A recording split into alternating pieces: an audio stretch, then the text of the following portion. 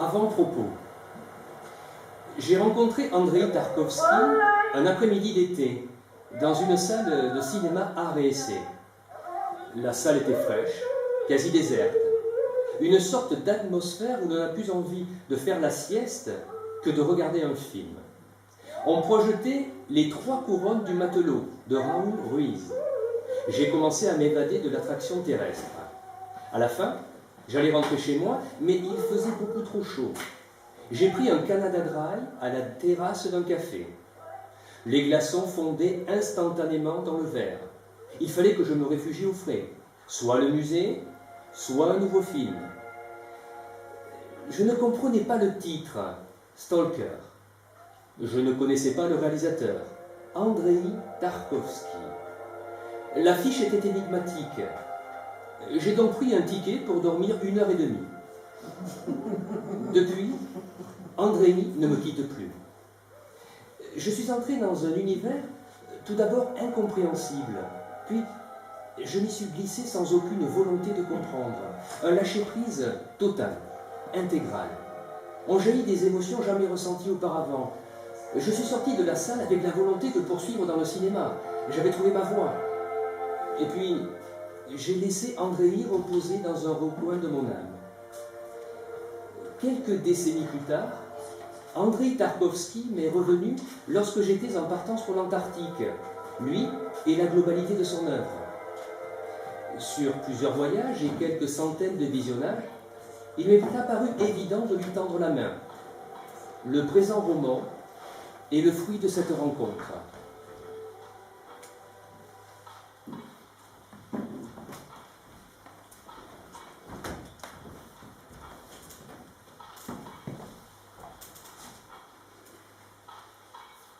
Je tourne sans but ma tête sur la gauche, sachant qu'elle repartira sur la droite quelques secondes plus tard.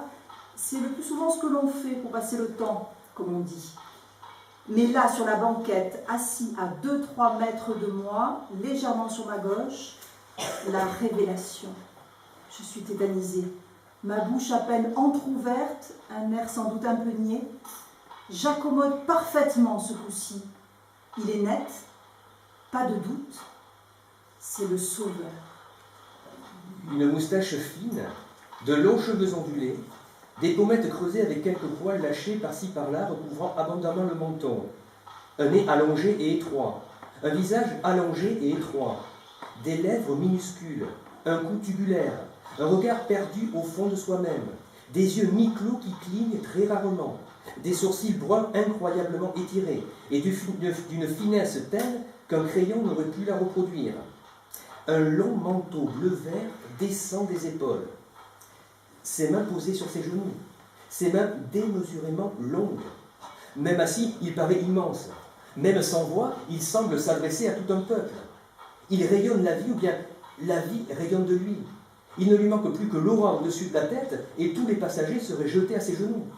Comme avec mon tableau de Klimt, je suis aspirée par mon icône de Roublev. À plus de 6 siècles de distance, je vois Roublev peindre sur les murs des cathédrales moscovites avec sa patte à lui, ses couleurs à lui, sa fraîcheur à lui. Tout un univers que j'abhorrais jadis et que j'ai appris à apprécier autour de la vie de Jésus. La nativité, le baptême, l'annonciation, la transfiguration, des mots qui me faisaient horreur, des œuvres qui m'ont ébloui. Et pourtant, je ne suis jamais allée à Moscou. Je n'ai jamais vu de visu une seule icône de Roublev. Je ne savais même pas qu'il avait existé un jour. Il a fallu que je découvre une pellicule d'Andrei Tarkovsky. Il a fallu que j'attende les 15 dernières minutes de son œuvre monumentale pour que je tombe amoureux d'une icône.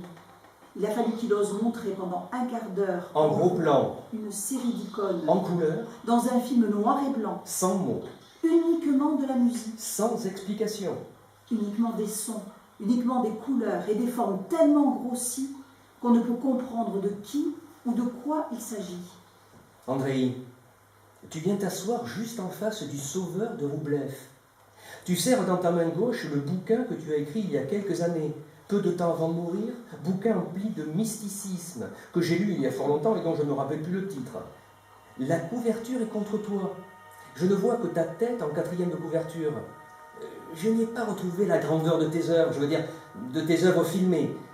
Par certains côtés, je t'ai même trouvé un peu aigri. L'amertume de celui qui sait face à ceux qui ne savent pas. Je comprends bien qu'on ne t'a pas facilité les choses. Enfin, ton gouvernement a tout fait pour te bâillonner. Et c'est sans doute cela, cette contrainte extrême qui t'a poussé à créer des miracles, à faire jaillir des stalkers de la zone, à aider des Ivans à survivre un jour de plus dans les champs de mines, à brûler des maisons pour s'enfermer dans le mutisme, à peindre des icônes pour s'élever au-dessus des hommes. Ce dernier plan sur le sauveur de Roublev m'a paralysé et me paralyse encore aujourd'hui. J'ai cherché, je cherche encore pourquoi tu as clôturé André Roublev sur le sauveur. Tu es assis en face de moi et j'aimerais te le demander, tout simplement, sans arrière-pensée. Comme on demande à un ami pourquoi il a mis ce soir-là cette cravate. Car ce sauveur, tu aurais pu l'insérer au tout début du film, ou le coincer avec d'autres icônes. Mais non, tu me l'as jeté à la toute fin du long métrage, juste avant les chevaux, c'est vrai. Alors André, c'est pour moi que tu l'as mis là? Pour m'aider moi aussi à créer une œuvre qui me sauvera. Pour créer enfin une œuvre dont je sois fier? Une œuvre sur laquelle je n'aurais pas peur de mettre mon nom. Une œuvre qui viendrait de mes tripes et de mon âme. Je n'ai plus la force, André, de produire cela. Ce n'est même plus une question d'inspiration, d'angoisse, d'argent, de... Non, c'est ça, André. Je n'ai plus la force. Tu as dû ressentir cela, toi aussi, quand tu es resté bloqué dans ton pays, forcé à tourner des films dans ton pays. Et alors tu as trouvé la force de tout lâcher, même ceux que tu aimais, pour aller filmer en Italie et en Suède. Cela t'a détruit aussi. Mais tu as mis ton œuvre au-dessus de ta destruction. C'est à cela que sert ton sauveur. Je dois bouger moi aussi. Je dois quitter ceux que j'aime. Je dois trouver la force dans une autre dimension. Un autre lieu. Ah, c'est ça, André. Tourne ta tête et dis-moi enfin si c'est bien dans cette direction-là que je dois maintenant écrire. Mais quel lieu? Un lieu perdu? Un lieu enfoui? Un lieu inaccessible? Un lieu... oublié.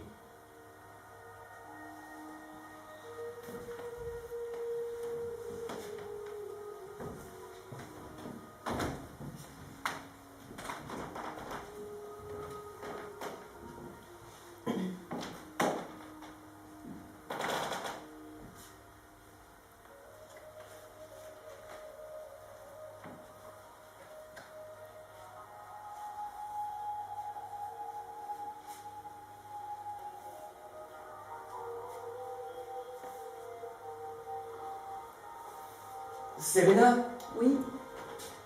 Serena, Qu'y a-t-il? Tu me sens bien soucieux tout d'un coup. Tu as quelque chose à me dire? Oui. Ah. C'est grave? Oui. Ah. C'est entre toi et moi? Oui. Ah. Alors c'est grave. Oui, Serena. C'est grave. Mais ce n'est pas triste. C'est juste définitif. C'est donc terminé entre nous. C'est ce que tu essaies de me dire? C'est ce dont tu as le plus grand mal à m'avouer? Non, Serena. Je n'ai aucun mal à t'avouer. Au contraire. Au contraire? Au contraire. J'ai un projet à t'avouer. Un projet? Il n'y a qu'à toi que je peux avouer mon projet. C'est un projet d'amour. Il y englobe toute l'humanité. Il t'y englobe aussi. Mais je ne peux m'y rendre que seul.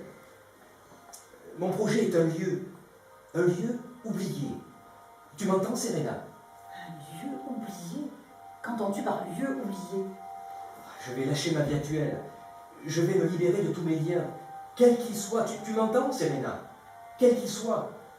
Ma famille, mon œuvre, mon argent, mes honneurs, mon nom. Et toi aussi, Serena, toi aussi.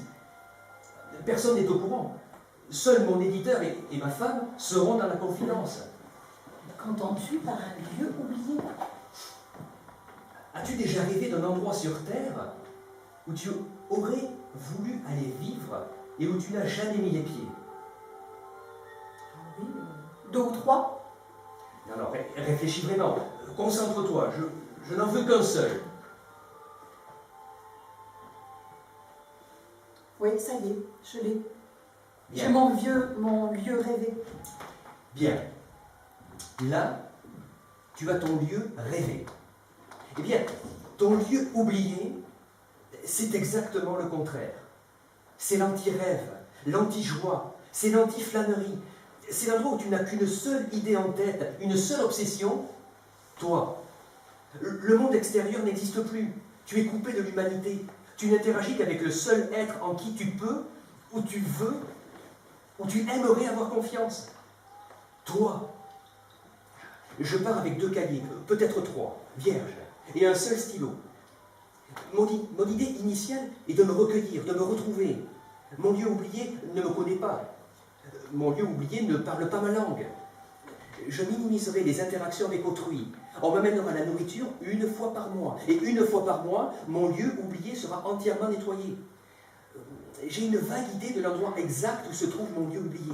Mais j'ai une idée précise des interactions que je ne veux plus avoir avec quiconque et de celles que je veux désormais entretenir avec moi-même. Tu as besoin de ce lieu oublié pour interagir avec toi-même. Je n'interagis plus avec moi-même, Serena. Cela fait maintenant plus de 10 ans que je n'interagis plus avec moi. J'écris des livres, des pièces de théâtre, je passe à la télé, à la radio. On voit ma signature dans les journaux. Mais avec qui j'interagis? Je te demande. Des comédiens, des banquiers, des politiciens, des journalistes, des metteurs en scène. Des bibliothécaires. Ah non, une bibliothécaire. Au Saint-Lourd et à la Chatte pulpeuse. Si toutes les bibliothécaires avaient été sains et tachats, on serait moins inculte dans notre pays. Ce n'est pas un problème de culture, c'est un problème de moyens, donc d'argent. Non, ce n'est pas un problème d'argent, malheureusement. C'est un problème d'éducation. Et l'éducation, tu la finances comment? Mais on n'a pas besoin de l'État pour financer l'éducation. Bien sûr, ça aide. L'éducation doit d'abord commencer à la maison. On ne l'a que trop oublié. Tu es un sale vieux réactionnaire. Tu vas voir ce qu'il va te faire, ton sale vieux réactionnaire. Ah non, je viens de me doucher. La réplique type de la bourgeoise triomphante. Salaud. C'est comme ça que je t'aime.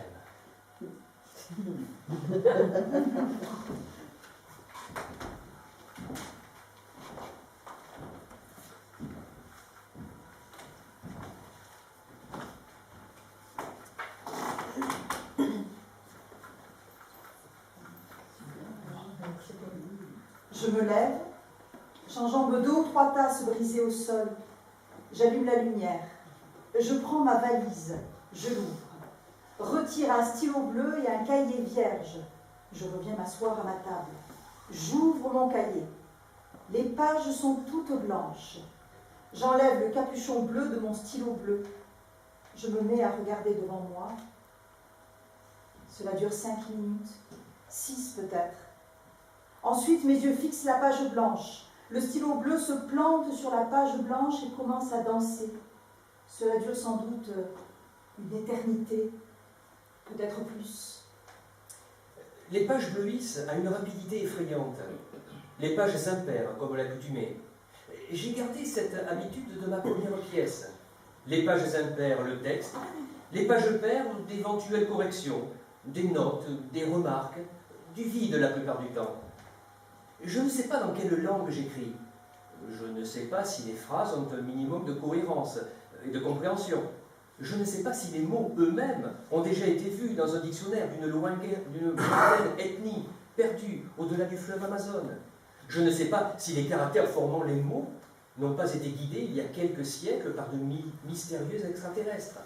Je ne sais rien de ce spectacle qui griffonne tantôt de gauche à droite, tantôt de droite à gauche, tantôt à partir du centre, concentriquement vers l'extérieur, tantôt du haut vers le bas, tantôt du bas vers le haut, les pages impaires de mon cahier. J'aime ce crépitement de la pointe de mon stylo bleu sur les pages impaires de mon cahier. Ce que j'écris sur les pages impaires de mon cahier doit sans doute être d'une très grande qualité pour produire une telle mélodie, suave, rythmée, quelques silences, des mazurkas endiablés, parfois du morse, rarement de la symphonie pour ascenseur. Tout à coup, j'ai faim, ou plutôt j'ai mal au ventre, ou plutôt une sensation de parenthèse dans le processus de création.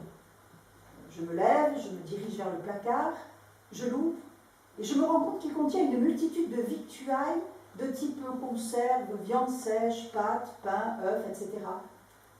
Une sorte de grosse saucisse rougeâtre avec un morceau de pain noirâtre font l'affaire, avec un énorme couteau de boucher assassin. Je prends place de nouveau à côté de mes pages impaires que je saupoudre de miettes de pain et de taches de gras au fur et à mesure que mon estomac se remplit et que mes idées sautent de mon cerveau sur mon cahier. Je lève les yeux et vois le plongeoir. Avec leurs petites pattes, mes idées sautent sur mon crâne dégarni.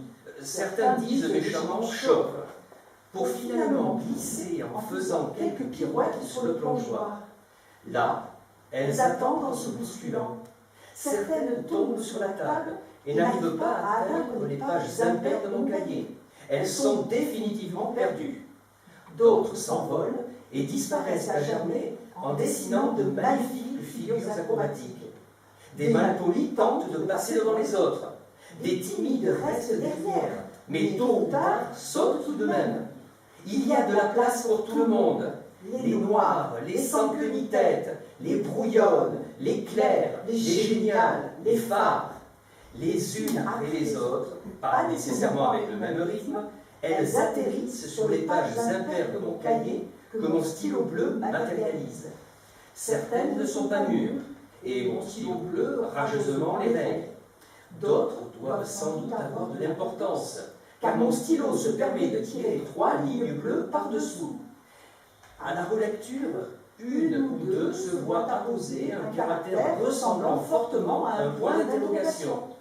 On ne peut pas dire que c'est mauvais signe, ni d'ailleurs que c'est bon signe, juste qu'on peut douter de leur pertinence, ou de leur compréhension, ou de leur valeur, ou de leur position à l'endroit même où le stylo bleu a bien voulu les coucher. Je prends alors conscience du rôle inquisiteur de mon stylo bleu, ayant droit de vie ou de mort sur toutes les idées sautant de mon plongeoir. Il va falloir que j'aie une petite explication avec lui d'ici peu, me dis-je intérieurement. De toute manière, je n'ai rien à espérer de lui. Il vit sa vie en toute indépendance depuis que les 4 fenêtres et la porte d'entrée ont été cloîtrées. Même quand je vais remplir le pichet d'eau à l'évier, ou que je prends un paquet de biscuits dans le placard, ou que je me fais couler un semblant de café pour me reposer 5 minutes, lui, il continue à bleuir les feuilles impaires de mon cahier. Et il m'arrive assez souvent d'avoir 5 à 6 pages supplémentaires entièrement recouvertes d'hiéroglyphes bleutés en mon retour de ma phase de repos. Aussi, quand je vais dormir, je fais bien attention de recouvrir mon stylo bleu de son capuchon et de le ranger dans le tiroir du placard, à gauche, avec le cahier dans le tiroir du placard, à droite. Je vérifie ainsi 2-3 fois que le stylo bleu est bien rangé à gauche dans son tiroir et que le cahier est bien rangé à droite dans son tiroir. Je peux sereinement m'allonger dans mon lit, tirer 2-3 couvertures sur moi, car les nuits deviennent de plus en plus fraîches, et jouir pleinement d'une nuit réparatrice.